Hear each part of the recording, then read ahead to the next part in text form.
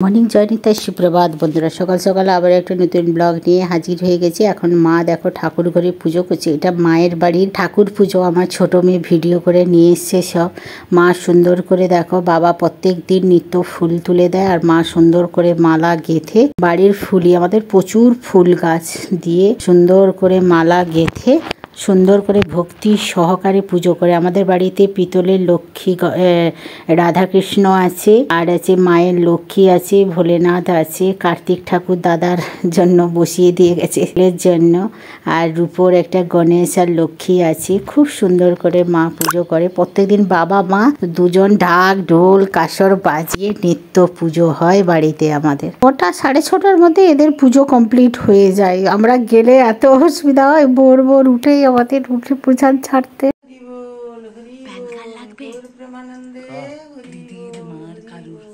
আর কাকে গিয়ে বলতে হবে? আর বাড়িতে যেহেতু ছাগল ফার্ম আছে, ছাগলগুলো দেখো সব বের করে খাবার দিয়ে দিয়েছে দাদা বৌদি, আর হচ্ছে বাড়ির মামি একজন আছে, আর এই ছোট বেবিগুলো সদ্য হয়েছে। এগুলোকে ঘরের মধ্যে এখন রাখা আছে, এগুলো পরে রোদ হলে বেরোবে। আর ওদিকে আমাদের রেশন দেওয়া হচ্ছে। আর এদিকে দেখো সকালে চা জল খাবার খেয়ে এই যে আমার দাদার মেয়ে আর আমার মেয়ে আছে, আর একজন বাড়ির পাশে ওরাই সেই যে আমাদের বাড়ির পিছনে ঝিল আছে, ঝিলে মাছ ধরা হচ্ছে, জল শুকিয়ে দিয়েছে। এদিকে সবকে লিজে দিয়ে দিয়েছে। এগুলো সব আমাদের জায়গা, মানে আমার বাবার বাড়ির জায়গা। তো ওই জন্য এগুলো সব জল ওই মাঠে দেওয়ার জন্য এই যে পুকুরটাকে পুরো শুকিয়ে দিয়েছে, কচুরি পানাতে পুরো ভর্তি হয়ে গেছে। দুদিকে দুটো ঝিল, এইটা বড় ঝিল আর এটা ছোট। ওরা মাছ সব ধরেছে পুকুর থেকে, তো ওইগুলো নিয়ে যাচ্ছে। প্রচুর মাছ হয়েছে। দাদার মেয়ে দেখো যে ওস্তাদি মারি করে পারছে না, তবুও চলে যাচ্ছে। আর আমার ছোট মেয়ে ওদের পিছনে ভিডিও করে করে যাচ্ছে, আমাকে বলছে পুকুরে মাছ ধরছে। আমি ঠিক যা তুই ভিডিও করে যা। বলেন না যাবো না, প্রচুর মশা।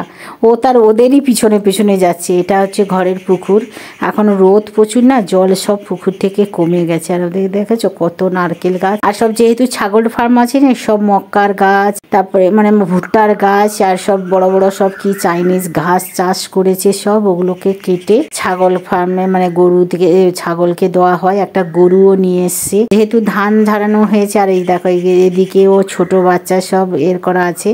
আবার আমার মেয়ে চলে এসছে, এই যে এক মামা আর একজন যে বৌদি বোধহয় মাছ ধরছে। আমার বৌদি নয়, বাড়ির পাশে বৌদি একজন মাছ ধরছে। ওরা পুকুর বাওয়া হয়ে গেছে, তো ওই জন্য সব মাছ তুলে দিচ্ছে। পুকুরে কিছু ছেড়েছে, আর বড় বড় শোল মাছ আর কি সব মাছ দেখেছে, অনেক মাছ। এক বালতি রেখে এসছে, আবার এই যে এক বালতি। আমার ছোট মেয়ে বলছে যে প্রচুর মাছ ছিল গো মা, ছোট ছোট মাছ প্রচুর ছিল। আমি তাহলে খেয়েছিস? বলে হ্যাঁ প্রচুর মাছ খেয়েছি, এখনো শোল মাছ কই মাছ এইসব মাছ আছে। গ্রামের দিকে জল শুকিয়ে এইভাবে পুকুর থেকে সব মাছ তুলে ধরা হয়। গুড মর্নিং জয়নিতা সুপ্রভাত বন্ধুরা, এটা পরের দিন, ওটা আগের দিনের মায়ের বাড়ির ব্লগ। এটা আমি সকাল সকাল রেডি হয়ে গেছি। আমি আর মেয়ে যাব একটু পোস্ট অফিসে। এখন বাজে 8:30টার মতন হয়েছে, 9টার দিকে পৌঁছাতে হবে। তাহলে 9:30টার দিকে পৌঁছে যাব, তাহলে 10টার দিকে যখন গেট খুলবে না আমাদের প্রথম নাম হয়ে যাবে, না হলে প্রচুর ভিড় হয়ে যায়। এসে আবার আমাকে রান্না বান্না করতে হবে, কারণ মেয়ে আর বড়মশাই বাড়ি আসবে। সকাল সকাল ভাত বানিয়ে আমি জল ঢেলে দিয়েছি, কারণ প্রচন্ড গরম, আর গরমে ওরা আসলে খুব কষ্ট হবে। তো তাই আর নিরামিষ যেহেতু খাওয়া হবে, একটু জল ঢালা ভাত করে দিলে টক দিয়ে খেতে বেশ ভালো লাগে। টক মানে আমসি দিয়ে। চা বিস্কুট খেয়ে মা মেয়ে বেরিয়ে পড়েছি। নবাবগঞ্জের গঙ্গার পাশ দিয়ে যাচ্ছি, মেন রাস্তা দিয়ে গেলাম না, গঙ্গার পাশ দিয়ে, তাহলে আমাদের পোস্ট অফিসটা সুবিধা হয়। নাহলে ব্যারাকপুর দিয়ে আসলে চিড়িয়া মোড়ের কাছে আমাদের অনেক সময় দাঁড়িয়ে থাকতে হয় ক্রসিং এর জন্য। তো তাই আমরা এপাশ দিয়ে চলে যাচ্ছি। আর এপাশ দিয়ে না একটু গাড়ি ঘোড়া কম চলে, যেহেতু রামনবমী চলছিল, গাড়ি ঘোড়া কম চলে। এরপরে দেখো আমরা বাড়ি চলে এসছি সেরে। আর এখানে চা সকালে যে চা খেয়েছিলাম একটু ছিল, আর একটু গরম করে আমি খেয়ে নিয়েছি। আর এই যে দুপুরে সকালে বলেছিলাম না, ভাত বানিয়ে আমি জল ঢেলে রেখে গেছিলাম, ফ্রিজের একদম ঠান্ডা জল ঢেলে দিয়েছি যাতে পান্তা ভাতটা ঠান্ডা হয়, কারণ যা গরম, আর ভাত ঠান্ডা হতে হতে তাহলে আর সে ভাতের আর পান্তা ভাত খেতে ইচ্ছে করবে না। আর এরকম গরম ভাতে আর আলু সেদ্ধ করে, আলু সেদ্ধ আর ভাত সেদ্ধ করেই রেখে দিয়ে চলে গেছিলাম। আর আসার পরে একটু ডাল বাড়ি আসলাম তখন 12টা বাজছে, যে ডাল একটু ভিজে দিয়েছি, এসেই সঙ্গে সঙ্গে পটল ভাজা আর একটু মিষ্টি কুমড়া ভাজা আর এই যে আলু কেটে সেদ্ধ করে নিয়েছি হালকা দিয়ে, এটাকে জল দিয়ে ধুয়ে আবার একটু ভাজা করব। আর একটু উচ্ছা নিয়েছি, সাথে এক টুকরা কুমড়া ফেলে দিয়েছি। লোক বলে নাকি উচ্ছা কুমড়া ভাজা খেতে ভালো লাগে, আমার শুধু উচ্ছা ভাজা দিয়ে পান্তা না দারুণ লাগে। জানি না বর খাবে কি না, কিন্তু আমার তো হেভি লাগে। আমি যখনই পান্তা ভাত করি কিন্তু আমার জন্য আমি দুটো উচ্ছা ভাজা করি, আর সাথে বড়ি ভাজা, শুকনো লঙ্কা ভাজা করছি। আমার বড় মেয়ে না বড়ি ভাজা দিয়ে পান্তা খেতে খুব ভালোবাসে। এখন আমি রান্না বান্না করছি আর ঘন্টি বাজতে আইসক্রিমের কুলপি, আবার ছোট বড় মেয়ে চিৎকার করে ছুটেছে। ছোট মেয়ে আর তার বাবা আসতেছে, নৈহাটির ট্রেনে আসছে, আর ওরা পৌঁছে হয়ে গেল হয়তো। আর আমরা এখন আইসক্রিম খাচ্ছি আর ওদিকে রান্না বান্না হচ্ছে।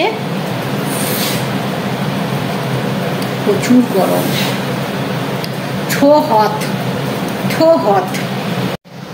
এত তাড়াহুড়ায় রান্নাবান্না করছি, সেই একটু বাইরে গেছিলাম বললাম, পোস্ট অফিসের কাজ ফাজ করে এসে তাড়াহুড়ায় রান্না করছি। বর আসবে বলে ঘর দর ভরে ঝাঁটিয়ে মাটিয়ে পরিষ্কার করে দিচ্ছি। বলবে এতদিন আমি ছিলাম না, আমার ঘরটা জাবড়া পোদের মতো, মনে হচ্ছে যেন ঘরে একটা সাইক্লোন আসতেছে আমার বাড়ি। লেফটেন্যান্ট কর্নেলের বাড়িতে যেন কর্নেল আবার ফিরে আসতেছে, মাঝে মাঝে ডিউটিতে চলে যায়, আসার সময় হলে আমাদের সন্ত্রাস। যেমন ইউনিটে অফিসার যখন এন্ট্রি নেয় তখন সব জওয়ানরা যেরকম বাথরুমে থাকলেও দাঁড়িয়ে পড়ে, সেরকম আমাদের এন্ট্রি নেওয়ার আগে আমি বারবার বলছি পরিষ্কার পরিচ্ছন্ন থাকো, ঘর ঝাঁটাতে হবে। মেয়েকে বই ফইগুলো কদিন আমার কাছেই রান্নাঘরে এসে পড়াশোনা করছে নিচে, বললাম বই ফইগুলো যেখানে আছে সেখানে সব গুছিয়ে রেখে দে, নাহলে এসে চিৎকার চেঁচামেচি করছে। বলছি মামা কুল, কেন তুমি এরকম করছো? বলছি আসার পরে যে এন্ট্রিটা হবে না সেরকম দেখার মতন, লাইভ দেখাতে পারছি না, ভিডিওগুলো করতে পারছি না বলে তাই। কারণ চলো রান্না বান্না করে, আমার মেয়ে সারাক্ষণ ফোন চালাচ্ছে, বিরক্তি লাগছে। বাবা আসার পরে আর ফোনটা বন্ধ হয়ে যাবে। নাটকবার চলে এসছে, এই সবে ঢুকলো। এই যে আমার বোন ফালতু গরম, আর এই যে আমার ছোট মেয়ে সব কি নিয়ে এসছে দেখাচ্ছে। ন্যাশনাল ফ্ল্যাগ নিয়ে এসছে, আর এত কিছু পুটলা পুটলি বয়ে নিয়ে এসছে। আর একটা ব্যাগ কই গেল? মেয়ে বাড়ি থেকে মা দিয়েছে দুবাই কা খেজুর।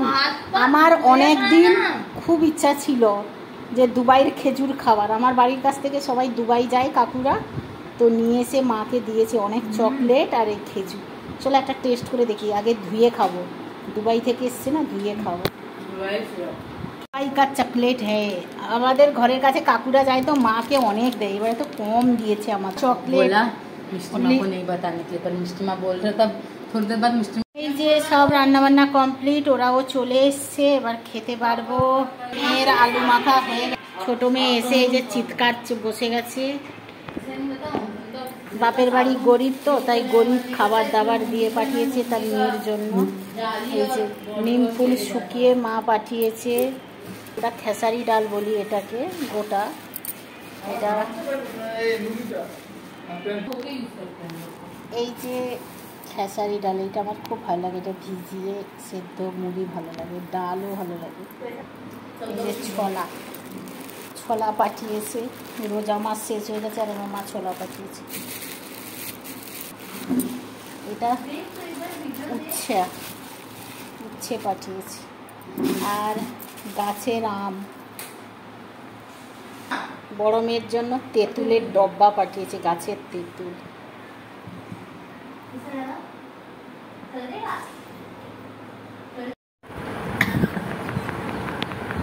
একটা আমির ফিল হতেছে।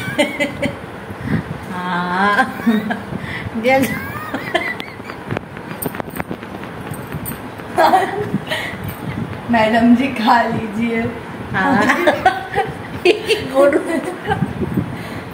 গরুর দুধ দোয়াচ্ছে।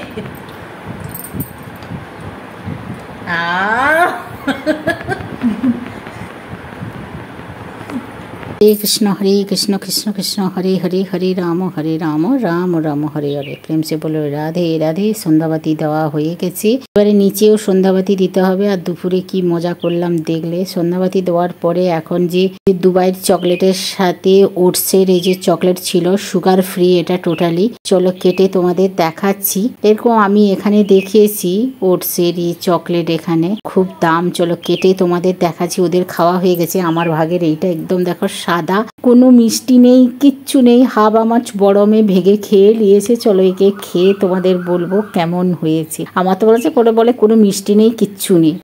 হাই বন্ধুরা, গুড ইভিনিং বলবো কি গুড নাইট বলবো জানি না।